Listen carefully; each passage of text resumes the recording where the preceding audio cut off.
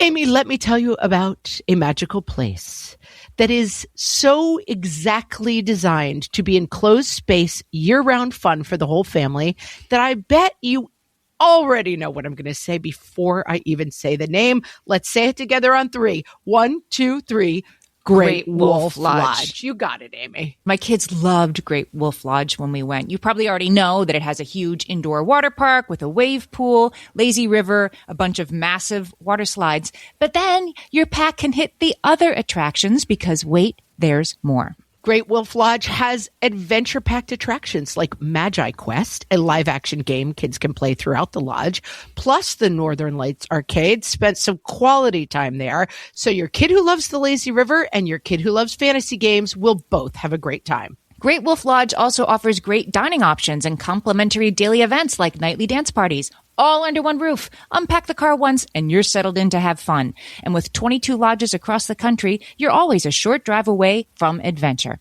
We've both had such great times at Great Wolf Lodge, so bring your pack together at a lodge near you. Learn more at greatwolf.com and strengthen the pack. Just start screaming no at people on the streets. What fresh hell. Laughing in the face of motherhood. I mean, it might be happening, but it's probably not happening, but it may be happening. With Margaret Abels and Amy Wilson.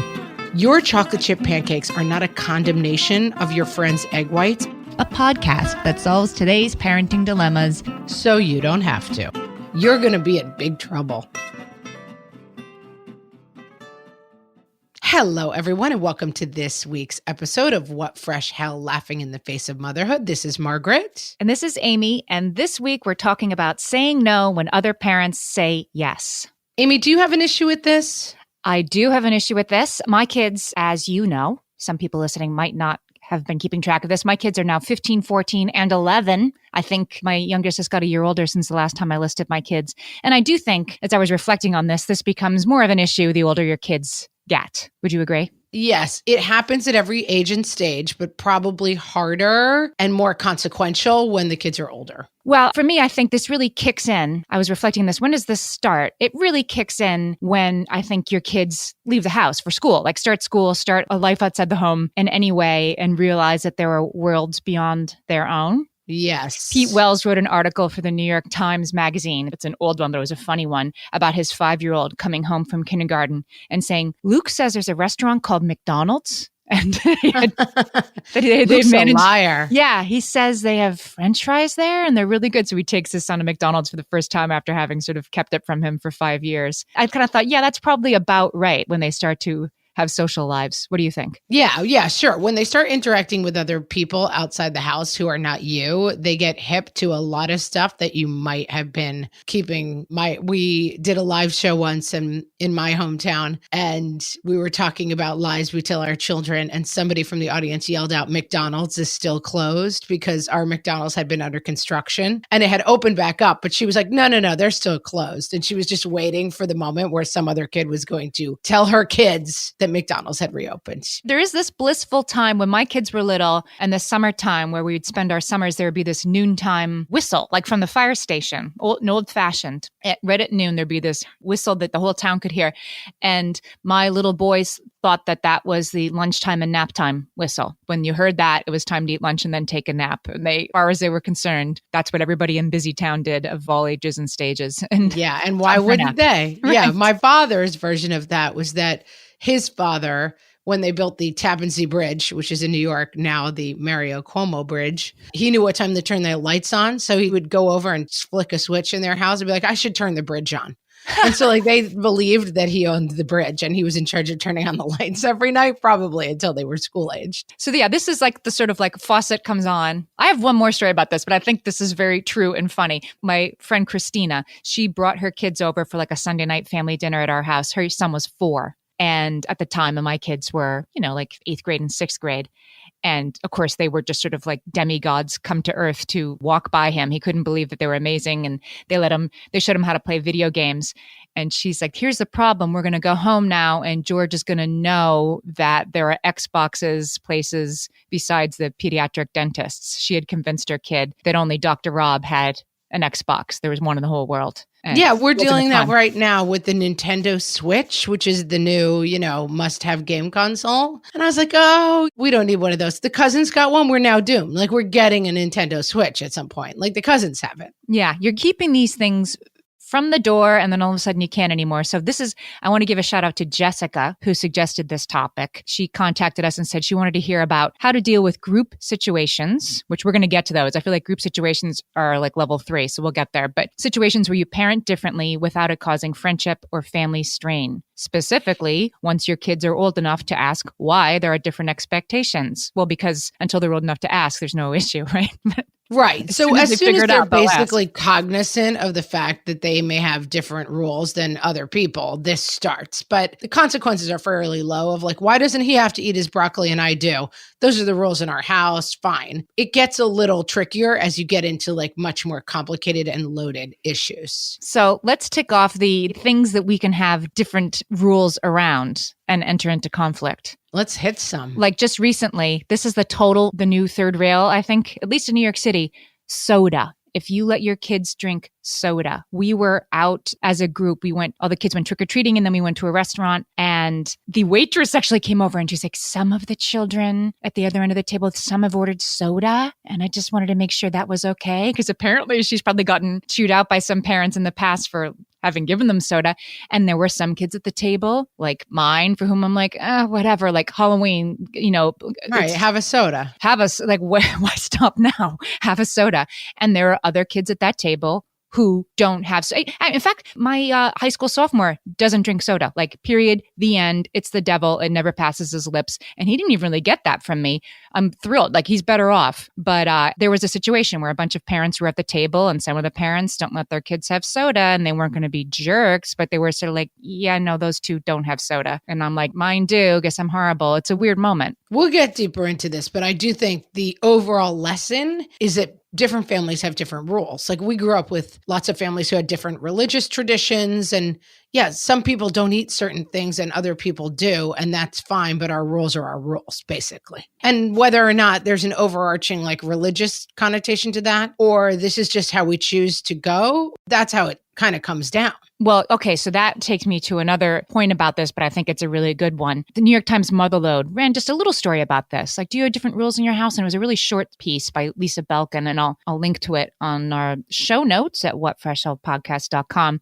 But it was one of these things where the commenters, I find the New York Times Motherlode commenters are sometimes really wise. And so this woman named Philosopher Gypsy, wherever you are, Philosopher Gypsy, I thought this was good. She says, before you can deal with these issues when they come up, you have to know in your head how important to you they are. And she divides it into preferences and philosophy. So I have a preference that my kid not drink soda or have junk food. I have a philosophy that, that I keep kosher. Or she uses the example of, I don't want my kids to see PG movies unless I'm asked first. And that's philosophical. Right. And the preference is something you maybe let go, and the philosophical thing is something you don't let go. So, one can be flexible and one you can be steadfast. And I think that's a really good way to think about it. You need to know those for yourself, first of all, as a parent, right? What do I really care if Maggie has soda at her friend's house? No, I don't. Do I care if she's watching an R-rated horror movie? Yeah, I totally care. Well, and this has become much, much more of an issue. I have a 5th grader. And our 5th grade is middle school in my town just because of how it works out. And so suddenly he's gone from like kind of childlike 4th grader to like 5th grader. The kids all have phones and they're walking into town after school and hanging out together. They've got phones. Some of those kids' phones are unlocked. They have unrestricted access to the internet. And it's kind of a nightmare. And he'll come and say, well, so-and-so was showing us this on YouTube. And I have to tell him, if your friends are showing you inappropriate content, you have to say that is inappropriate and I don't want to watch it. Like, that's a hard job for a 5th grader, a 10-year-old 5th grader, but you lose control over what your kid is exposed to. And that material is now like kind of rude YouTube videos, but it's not long before that material is going to become wildly inappropriate.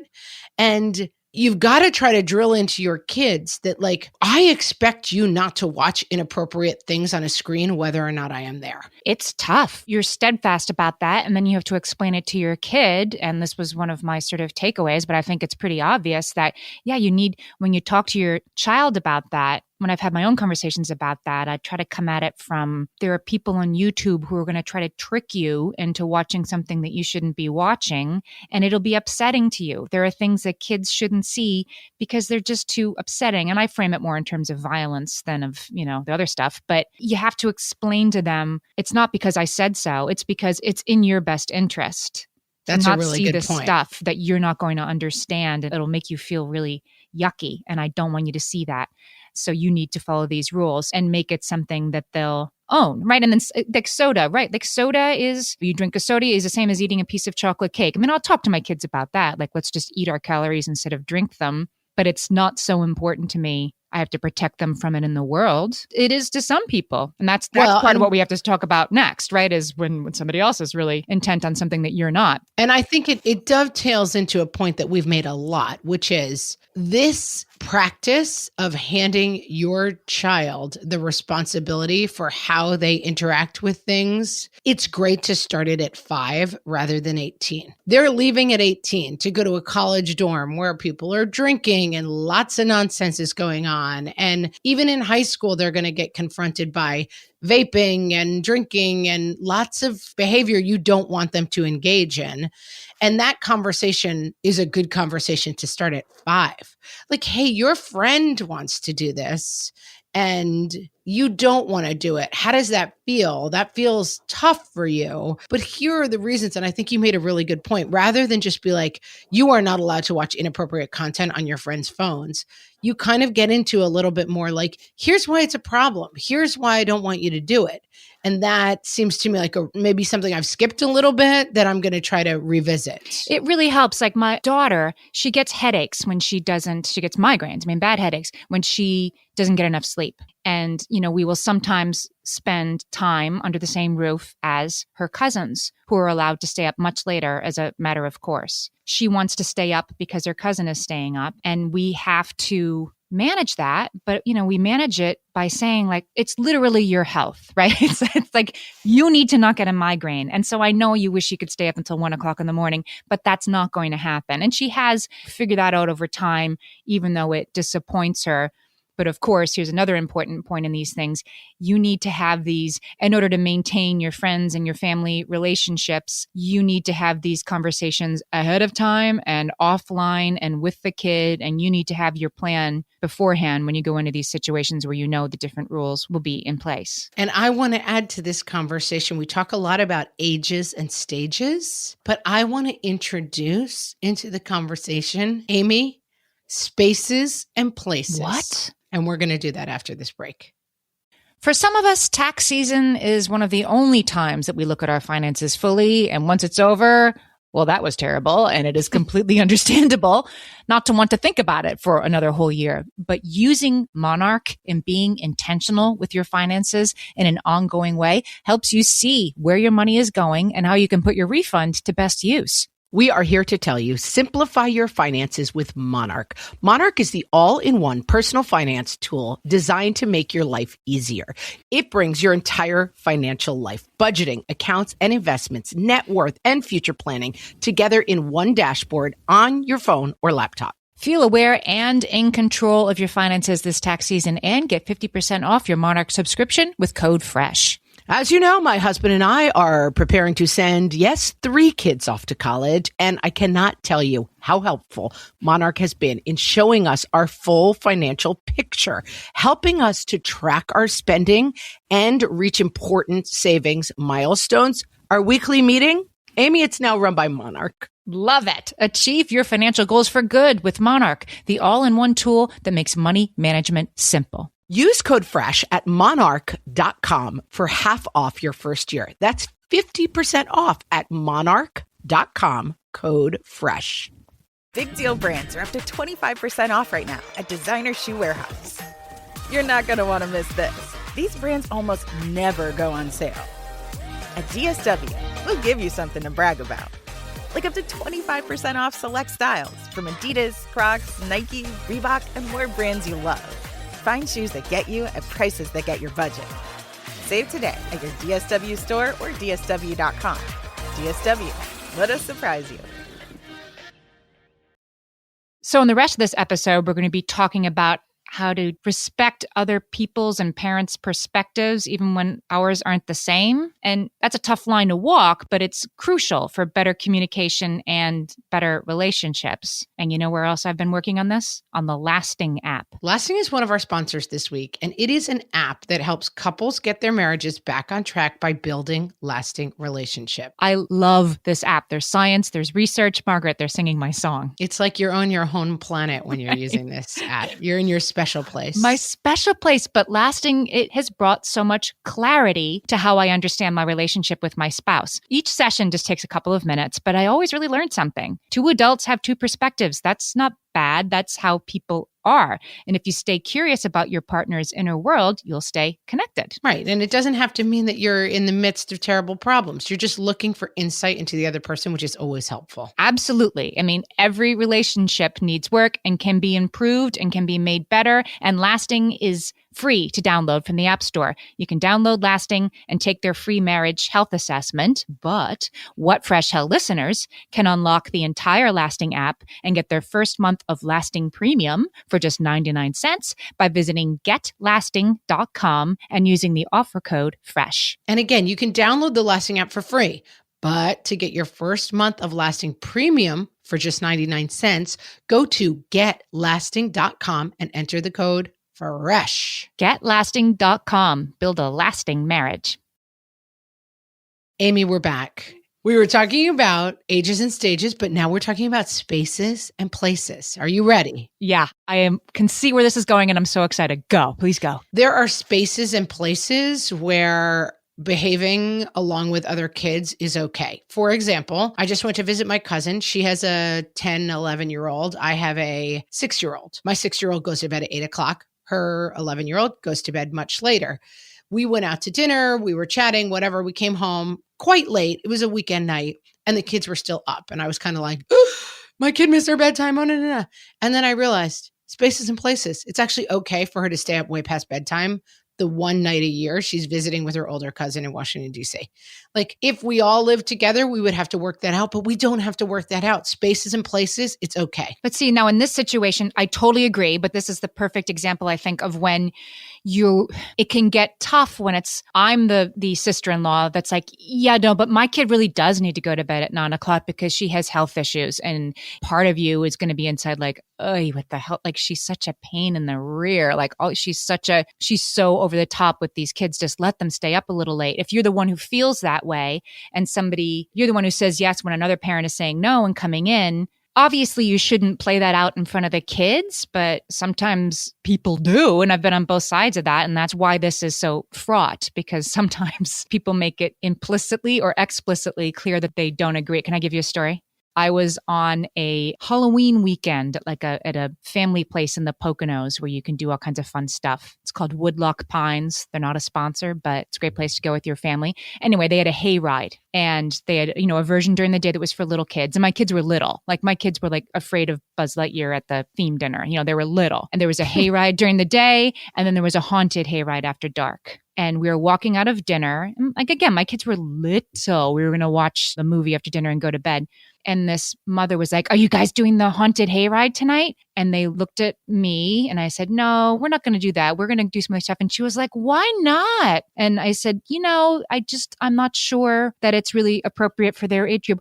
What's the big deal? Oh, mom, who cares? Like, this was a stranger that was in front of my kids questioning my decision, which was definitely the right one, not to send them on this those like haunted houses stuff, like the more on the cheap they do them, the more terrifying they are. Like this one would just have been 19-year-olds with like fake blood all over their faces, like actually grabbing you as you went by. Like it would have been the worst. And I was pretty sure that I was right about this. And I had this parent just like really pushing it in front of my kids that I was making a bad call.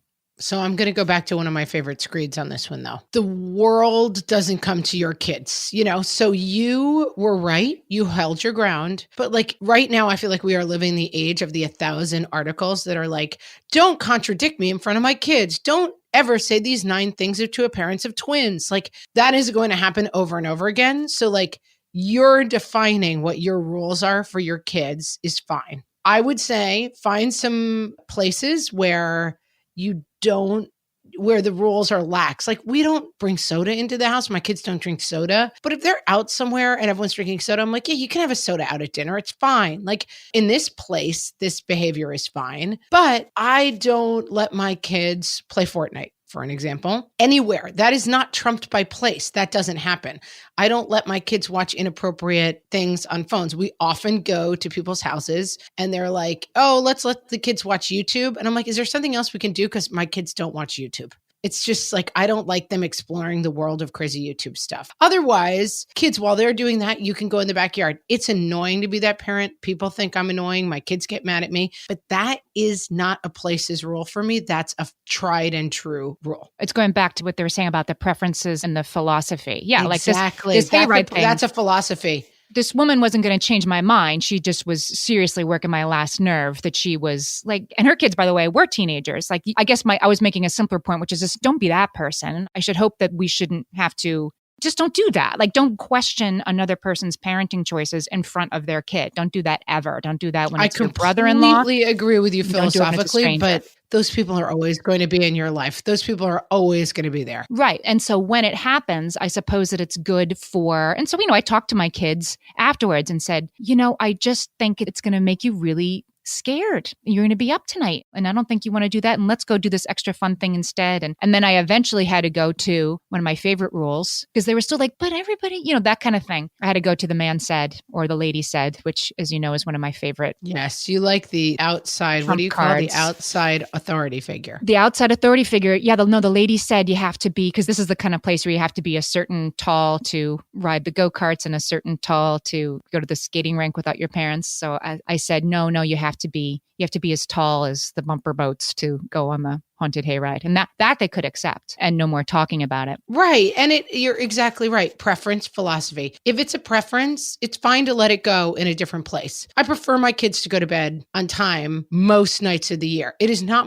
what's the other one? It's not my philosophy that my kids must be in bed at 8:30 every single night. Right. Another thing we do with this is on family vacations, we have it's mostly just myself and my sister. Our kids are the same age. We have a little rule meeting beforehand. Very brief. I mean, it's like a 3-line conversation, but I'll say like, what are we doing about screens this week? And she'll say, do you want to bring no screens at all? How about we don't bring screens? And I'll say, I think it's actually going to stress my kids out. And the whole vacation is going to be like, this would have been fun, but it ruined us because we weren't allowed to bring screens. What if we do screens are allowed between the time you get up and 8:30 in the morning and not for the rest of the day? Oh, that'll work for all of us. Great. We just agree on something that works for all of us.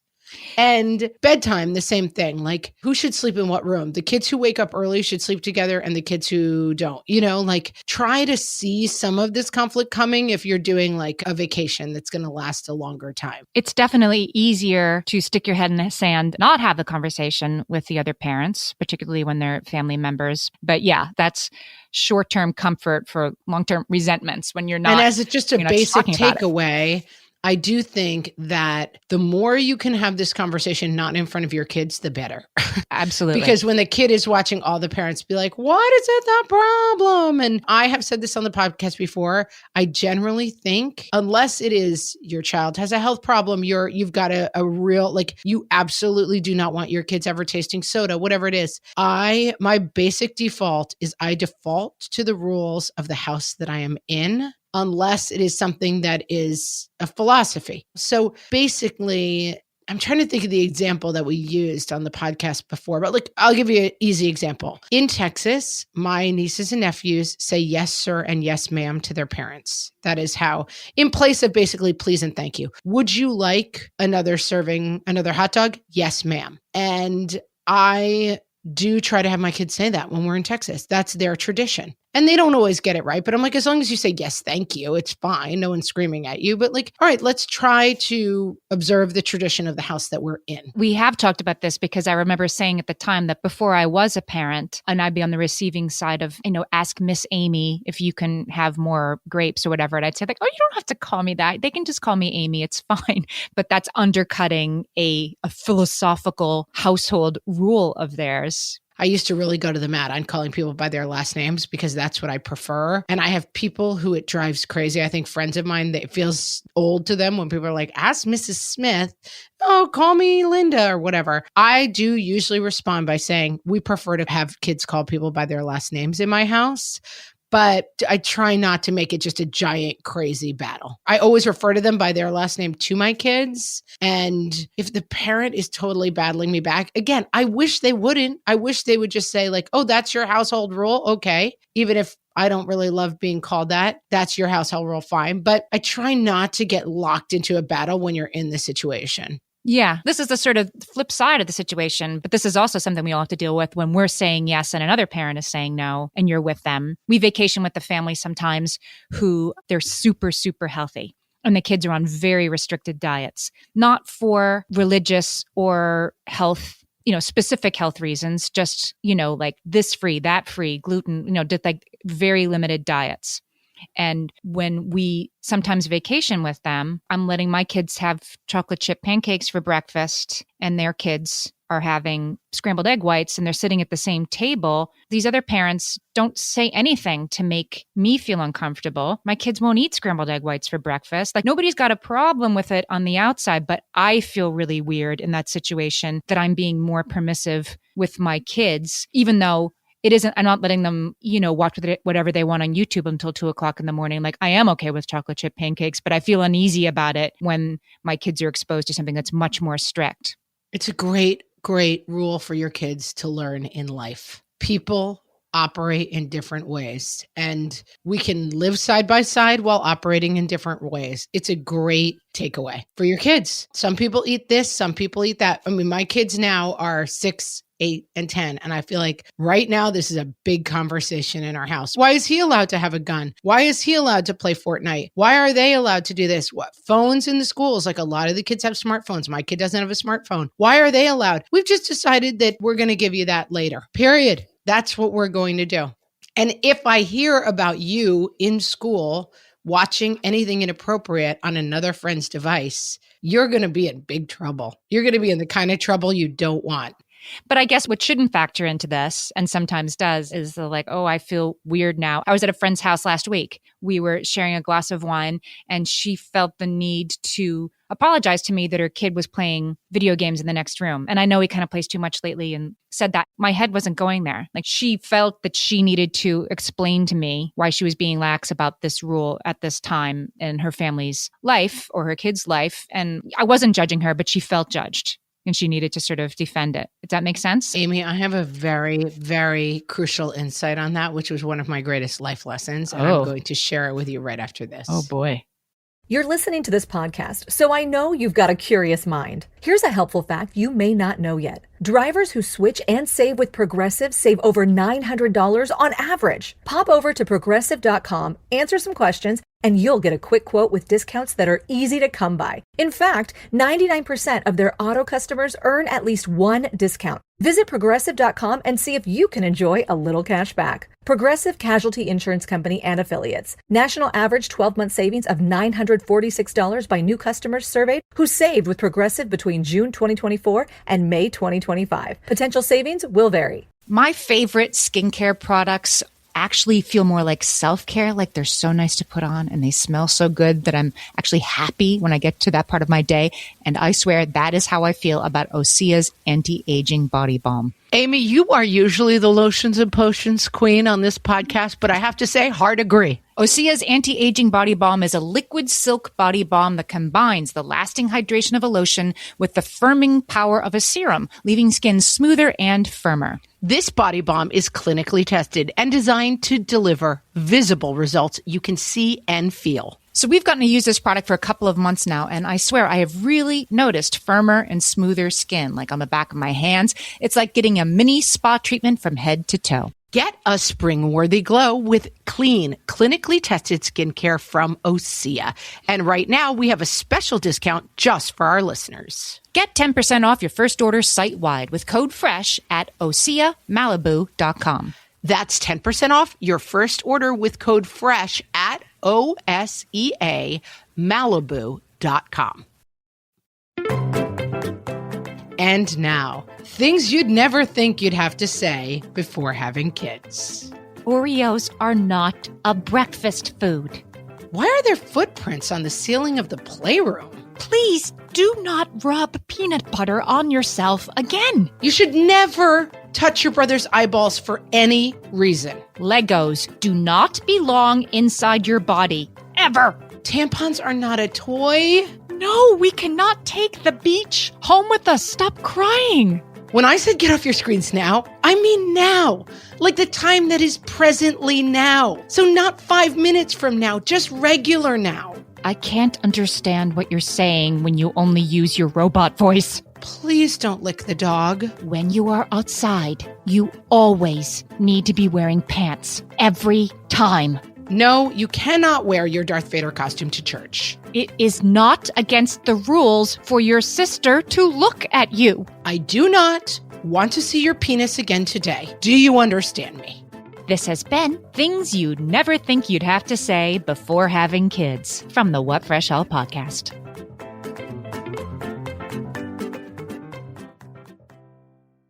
Okay, greatest advice I ever got, or kind of had a revelation about. When I was post-college working in comedy, a lot of time spent like breaking down everything everyone we knew was doing. Like, could you believe she did that at the party? Da, da, da, da, da.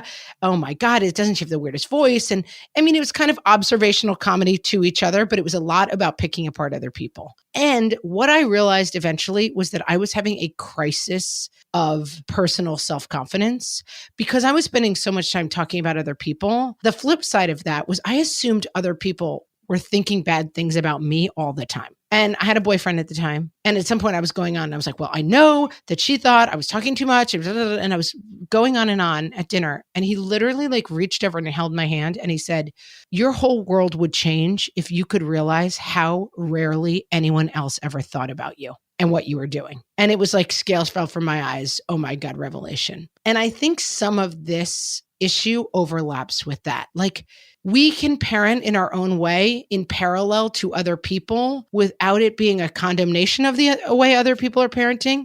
Your chocolate chip pancakes are not a condemnation of your friend's egg whites, and her egg whites are not a condemnation of your chocolate chip pancakes. You are just making different parenting decisions side by side, and that is okay.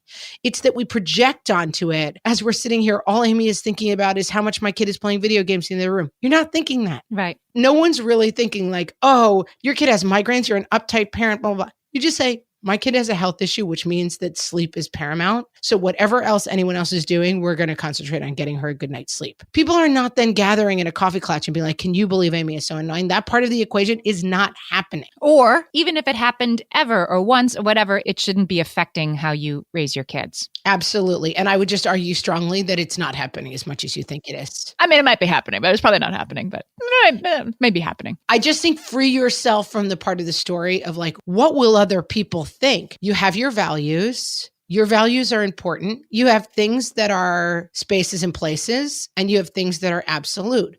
So like for me, spaces and places, it's like, okay, they can play a little more video games at this house. They can drink soda when they're out here. They can stay up later if they're visiting with these people, but they cannot watch inappropriate content. Not going to happen. Any space and place, that's not going to happen. And so if kids are doing that and I take my kids outside, the people who are left behind are thinking, Meg thinks she's better than us. That is not what I'm thinking. I'm thinking for my own reasons that I won't even really go into. I have kids who are probably a little bit more susceptible to seeing inappropriate things and repeating them and not knowing they're inappropriate. And so I choose not to let them see that stuff. It has nothing to do with you and your kids and how you're raising your kids. I think you're all doing a great job. I'm making choices that make sense for us. Can we talk about what makes it even a little more intense? I'm going to ratchet it up. What happens when you have different rules from your co-parent? And I'm talking about in the same house, and even more fraught when it's not in the same house. And you're divorced, you're parenting your kids at your ex-spouse's house sometimes where there might be different rules, and how do you handle that? I mean, this isn't something we have dealt with from personal experience, but Well, the not agreeing in your own house is important. And I think this is something that comes up with, like, let's say in-laws. I hear so many people who get crazy on the thing of like,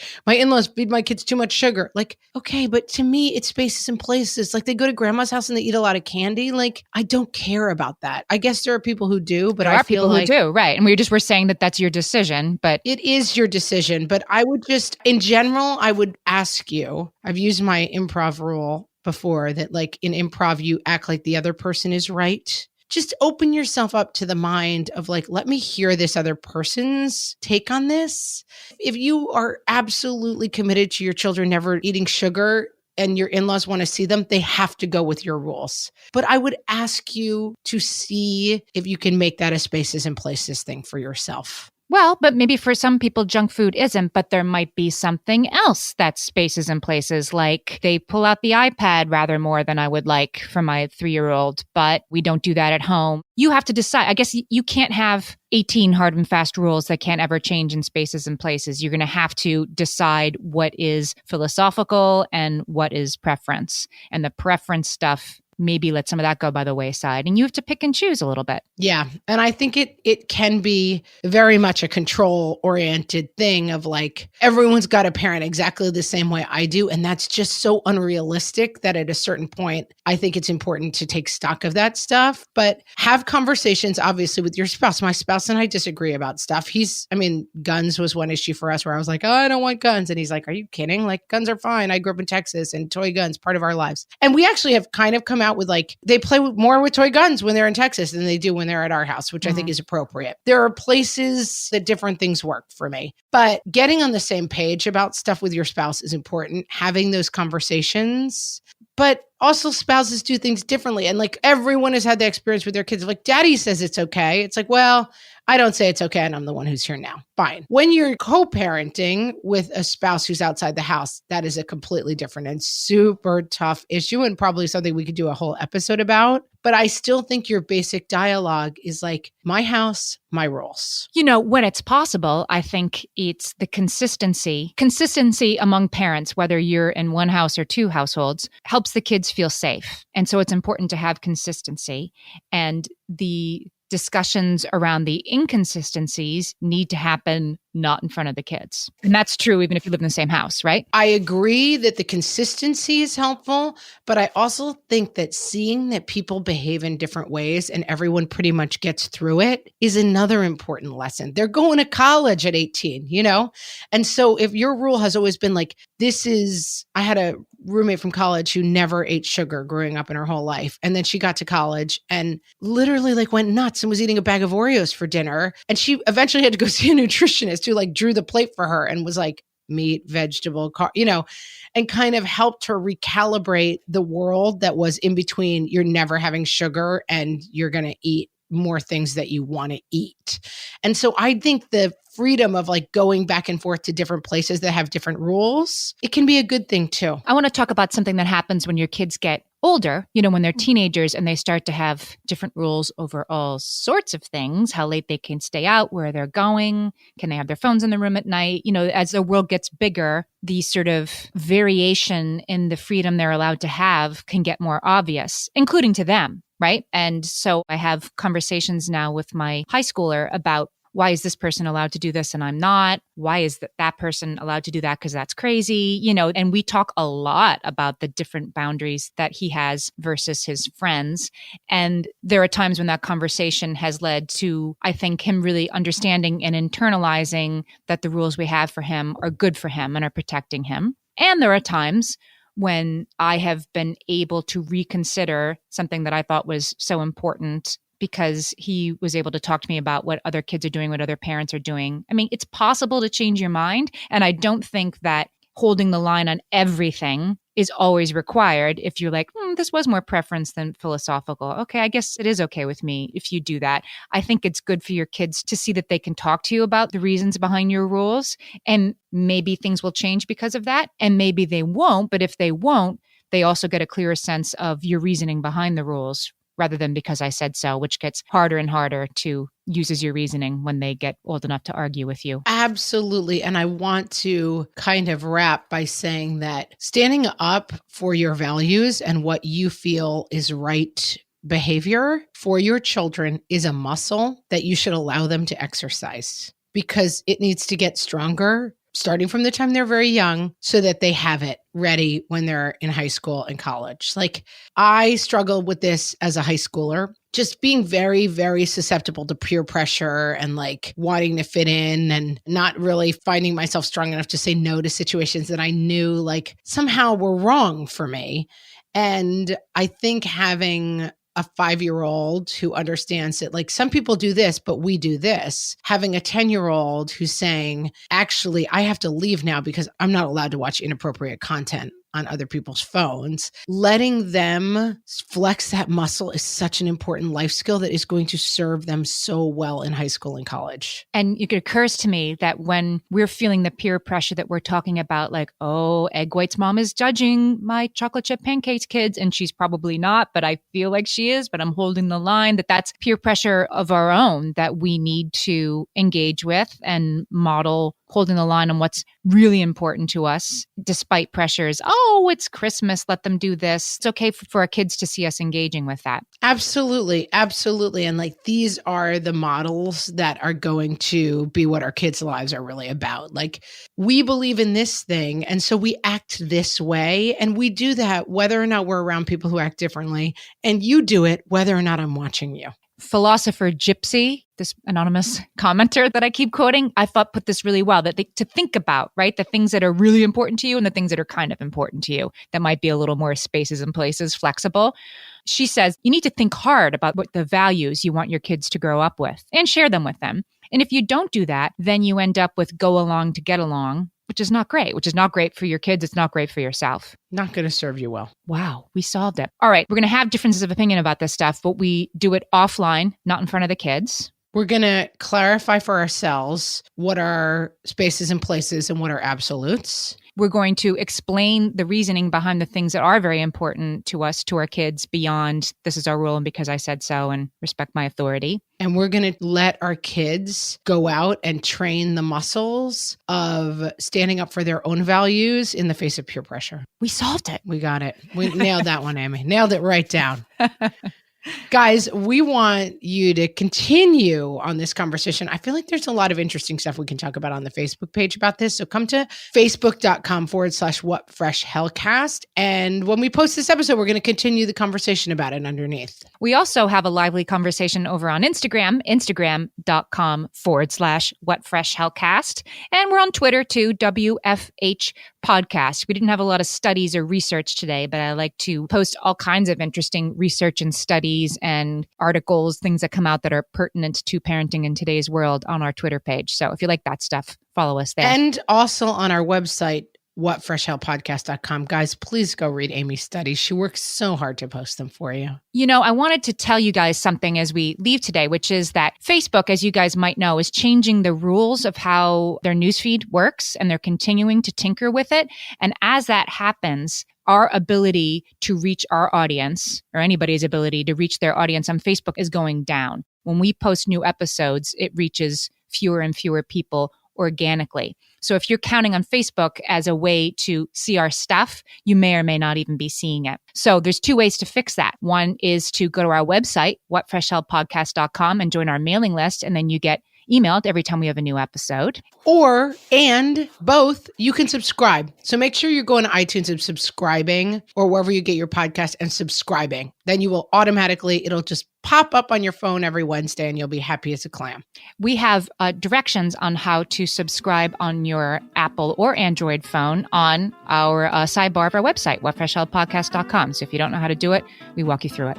And with that, guys, go out and just say no to people who are saying yes. Just start screaming no at people on the streets. That's our advice. And be very judgy. Be very judgy. We'll talk to you guys next week. Bye.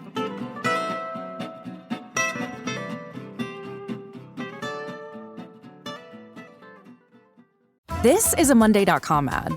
The same Monday.com helping people worldwide getting work done faster and better. The same Monday.com designed for every team and every industry. The same Monday.com with built-in AI, scaling your work from day one. The same Monday.com that your team will actually love using. The same Monday.com with an easy and intuitive setup. Go to Monday.com and try it for free. Yes, the same Monday.com.